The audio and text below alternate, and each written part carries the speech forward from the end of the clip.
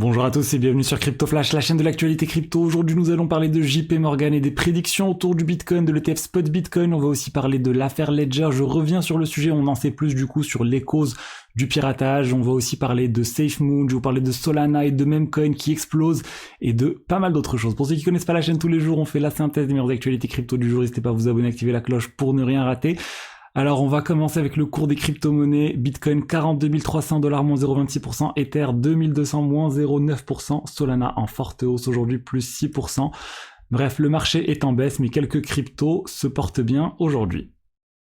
Je voulais maintenant vous parler d'un giveaway. J'ai 50 € à vous faire gagner en partenariat avec l'exchange Bitvavo. Il suffit de vous inscrire avec le lien dans la description et de réaliser un trade sur le mois de décembre.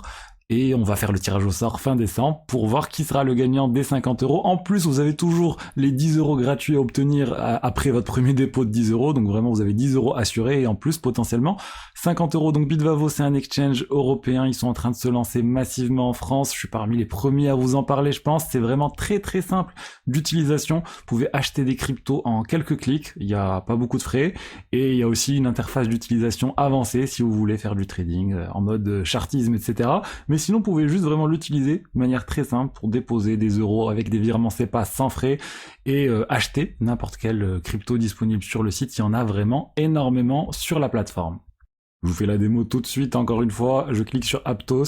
Ça va m'afficher la crypto et combien je veux acheter de cette crypto. Bah, supposons que je vais acheter 15 € de crypto. Et ben voilà, je vais cliquer 15 € de crypto, les frais 0,04, confirmer payer. Et c'est bon, l'achat est terminé, je viens d'acheter des tokens Aptos.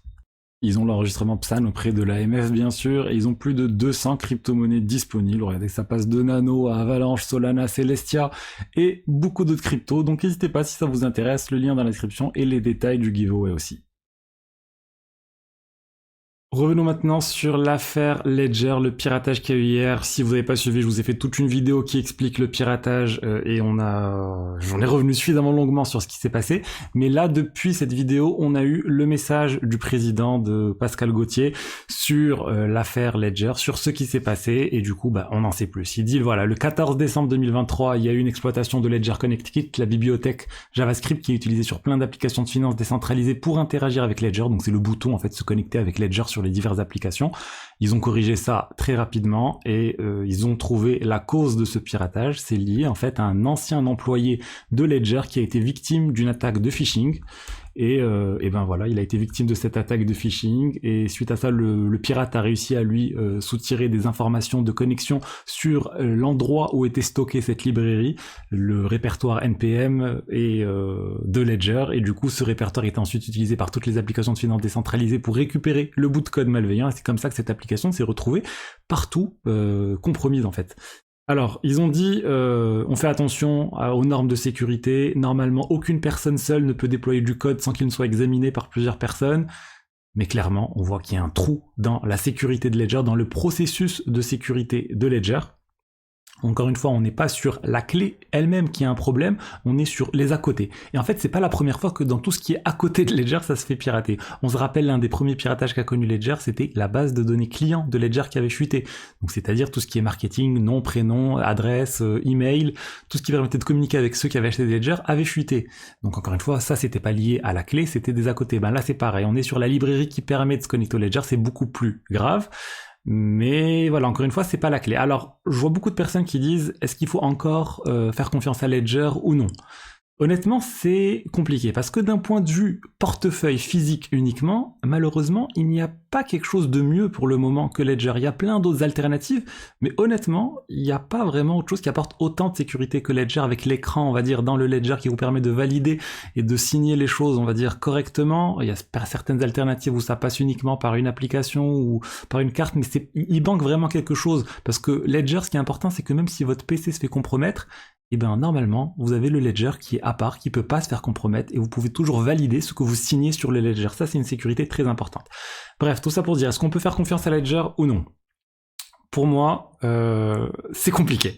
Mais Ledger reste le meilleur des hardware wallets. Il n'y a pas de doute à ce niveau-là, mais il y a pas mal de doutes. Pas mal de doutes sur comment Ledger gère la sécurité d'un ensemble de choses. Là, ça pose problème, l'aspect librairie, je vais pas revenir dessus. On a eu la base de données client qui a fuité, donc il y a plein d'à côté qui posent problème. Tant que ça touche pas la clé, c'est pas non plus dramatique, mais ça montre qu'il y a des problèmes et que Ledger doit prendre en compte tout ça, doit revenir vraiment à la sécurité en tant que principe fondamental chez eux, même sur ce qui est périmètre connexe à la clé, et pas juste focaliser sur la clé Ledger, sur le hardware wallet physique, mais il y a plein d'autres choses à côté qui doivent être prises en compte, et cette librairie par exemple, ça n'aurait jamais dû arriver comme ça, jamais la librairie n'aurait pu être déployée de manière instantanée par n'importe qui, il faut mettre en place un système de versionning, bref, il y a plein excusez-moi là je vais rentrer dans des termes techniques, mais il y a des choses à faire pour que ça n'arrive plus, et malheureusement dans toute cette lettre je vois pas ces éléments-là.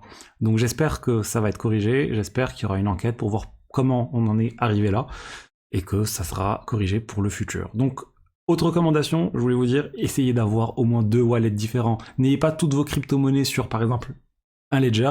Pour les crypto-monnaies sur le stockage à long terme, pour moi, doivent être sur un wallet à part que les crypto-monnaies que vous utilisez régulièrement. Avoir un hot wallet et un cold wallet, sinon vous êtes à une erreur de perdre toutes vos crypto-monnaies, et c'est ce qu'on a pu voir avec le piratage de Ledger. Donc voilà, il faut au moins pour moi avoir 2 wallets différents, le stockage sur le long terme à part, le stockage sur le court terme et les opérations récurrentes à part, comme ça, il n'y a pas de mélange entre les deux et pas de risque entre les deux. Ensuite, on va revenir sur JP Morgan avec la prédiction, un ensemble de prédictions de JP Morgan autour du Bitcoin, autour du halving, autour d'Ethereum aussi. Et en fait, pour eux déjà, ils se disent que le halving est déjà pricé dans le cours actuel du Bitcoin. En fait, ils estiment qu'une fois que le halving aura lieu, le cours, la quantité d'électricité à fournir pour miner du Bitcoin sera d'à peu près 44 000 $, ce qui correspond à peu près au cours actuel du Bitcoin, et du coup pour eux, c'est déjà pricé. Donc pas d'envolée, on va dire, grâce au halving selon JP Morgan. Ils pensent aussi que l'ETF Spot Bitcoin ne sera pas forcément un succès, parce qu'ils disent il y a déjà suffisamment d'actifs qui existent au Canada, en Europe, qui permettent aux institutionnels d'investir dans des ETF spot Bitcoin, et on remarque pas qu'il y a un intérêt monstrueux autour de ça. Ils pensent aussi que GBTC, donc le fonds de Grayscale qui va se transformer en ETF spot Bitcoin, il y aura pas mal de retraits et des gens qui vont essayer de récupérer les Bitcoins qu'il y avait dans ce fonds qui sont bloqués depuis de très nombreuses années maintenant. Donc on va dire qu'ils sont plutôt sceptiques sur l'ETF Spot Bitcoin et sur la capacité de cet ETF à venir relancer le marché, à faire exploser le cours du Bitcoin, à apporter une quantité nouvelle d'investisseurs qui vont arriver sur le Bitcoin, parce que de toute façon, pour eux, ça existe déjà, même si ça n'existe pas aux États-Unis. Les institutionnels dans le monde entier ont déjà la capacité d'investir dans ce type de produit un peu partout. Donc voilà, n'hésitez pas à me donner votre avis, est-ce que pour vous, l'ETF Spot Bitcoin, ça va vraiment relancer le marché ou pas? Moi, je suis assez optimiste quand même. Je pense que ça sera une bonne chose sur le court moyen terme. Après, à court terme, il peut se passer toujours plein de choses, mais pour moi, sur le moyen terme, ça reste vraiment une bonne chose, cet ETF Spot Bitcoin. J'attends ensuite l'ETF Spot Ethereum, j'attends ensuite l'ETF Ethereum Staké. Bref, il y a plein de choses à venir. On va parler maintenant de SafeMoon. SafeMoon, le shitcoin, le même coin, je sais pas comment on peut appeler ça, qui a baissé aujourd'hui de plus de 36%, même à un moment de 50%. On a atteint un plus bas historique, une market cap de 22 millions de $. Qu'est-ce qui s'est passé? La société derrière SafeMoon vient de déclarer faillite en fait, parce que ils ont été attaqués par la SEC, ils ont eu aussi leurs dirigeants qui ont été emprisonnés. Bref, il y a eu plein de choses qui ne vont pas autour de SafeMoon, cette crypto qui avait fait beaucoup parler d'elle il y a quelques années maintenant, j'ai envie de dire 2 ans. Et au final, ça n'a pas marché. C'était, de toute façon, encore une fois, j'ai pas envie de dire un scam, mais il y avait beaucoup de promotion de ce token partout, sur plein de réseaux, sur plein d'influenceurs. Il y avait une sorte de taxe. Honnêtement, j'avais pas cru à ce token, mais ça a fait beaucoup parler de lui. Il y a beaucoup de gens qui se sont dit, on peut se faire beaucoup d'argent. Et effectivement, la market cap avait beaucoup augmenté. Mais là, voilà, rattrapé par la SEC, rattrapé par les affaires judiciaires. Et le token, s'effondre complètement. Regardez, on était un plus haut quand même d'1 milliard de dollars de market cap en janvier 2022, et là on n'est plus qu'à 26 millions de $. C'est un rappel aussi que les cryptos, ça peut clairement tomber à zéro. Vous aurez investi à 1 milliard et là vous aurez quasiment vraiment rien eu. Ensuite, on a Solana avec le téléphone Solana qui commence à faire le buzz. Alors qu'il y a quelques semaines, le patron de Solana se plaignait qu'il n'y avait pas suffisamment de ventes de ce téléphone. Et là, il est complètement sold out aux États-Unis. Pourquoi? Parce qu'en fait, il y a un airdrop. Quand on achète le téléphone Solana Saga, ça s'appelle le Solana Saga Phone, on a droit à 30 millions de bonk. Bonk, c'est le même coin que de Solana, dont j'avais parlé il y a quelques temps maintenant, et là qui est en train de complètement exploser. Or, les 30 millions de bonk, eh ben ça vaut plus que toute la valeur du téléphone. On parle d'à peu près 800 $ pour les 30 millions de bonk, alors que le téléphone vaut moins. Il vaut dans les 600 $, 700 $. Je crois que j'ai fait tout à l'heure le test pour l'acheter en Europe. Il y a encore quelques téléphones en Europe disponibles. Ça coûte dans les 600 €. Ensuite, il y a peut-être des taxes et frais de livraison, etc. Mais ça vous donne une idée. Donc, il y a plein de gens qui se jettent sur le téléphone pour le récupérer, vendre ensuite les tokens bonk et du coup faire une plus-value, avoir un téléphone pour quasiment rien. Alors attention, il y a un risque clairement à faire ça. Vous prenez le risque entre le moment où vous allez acheter le téléphone et le moment où il va vous être livré, et ben le cours du bonk va se maintenir ou va monter parce que sinon vous allez perdre de l'argent. Donc ça reste en fait un pari spéculatif sur le bonk. Le bonk vraiment il explose. Regardez la market cap, c'est assez hallucinant. 1,7 milliard de dollars. Ça augmente depuis un moment maintenant. Le 17 novembre, on était à 100 millions de dollars et là, on est à 1,7 milliard de dollars. Vous remarquez que dès qu'il a été lancé, c'était la fin d'année, on était à 100 millions de dollars, ça avait chuté. Et bien au final, voilà, les mêmes coins, c'est toujours comme ça. On ne sait pas quand ça reprend, on ne sait pas quand ça va exploser. Et c'était aussi moi l'apprentissage que j'ai eu avec le Dogecoin, qu'il fallait jamais vendre totalement un token parce qu'on ne sait pas quand ça va remonter. Et là, le bonk, voilà, ça a remonté. Après, jusqu'où ça va aller, j'en ai absolument aucune idée. Mais 1 milliard, on se rapproche déjà des market cap des autres gros meme coins. Ensuite, je voulais vous parler d'Arbitrum. Arbitrum, la solution de niveau 2 sur Ethereum qui veut essayer de récupérer la blockchain Celo. Celo avait annoncé sa migration et sa transformation en solution de niveau 2 sur Ethereum. Au début, ils comptaient partir sur Optimism. Ensuite, ils étaient tentés par Polygon, par Matter Labs. Il y a plein de solutions qui essayent maintenant plein de solutions de niveau 2 qui essayent de ramener Celo, la blockchain Celo sur leur solution de niveau 2. C'est vraiment un grand mercato.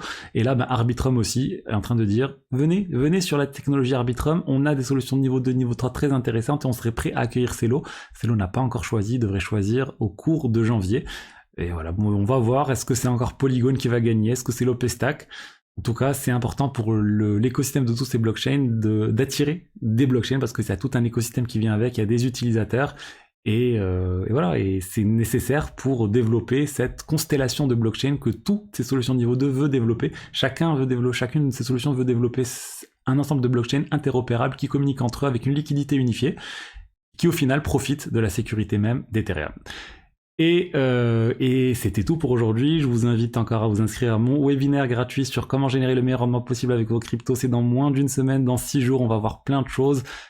Beaucoup de finances décentralisées, de la sécurité, des stratégies et plein d'autres points. N'hésitez pas à vous abonner, à activer la cloche, à laisser un commentaire si ça vous a plu et je vous dis à demain pour la suite. Au revoir. À demain ou dimanche d'ailleurs.